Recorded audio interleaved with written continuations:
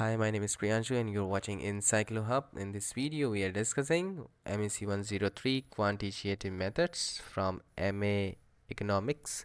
So before starting the question, we are providing the whole solutions of from the question 1 to 7.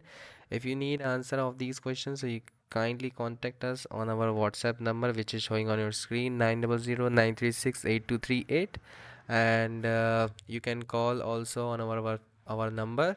And now this is paid service, and the question number one is, what do you understand by the terms test of significance?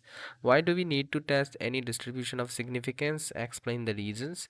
Second, discuss the concepts of confidence intervals and confidence limits with the help of an example, and distinguish between one-tailed test and the two-tailed test.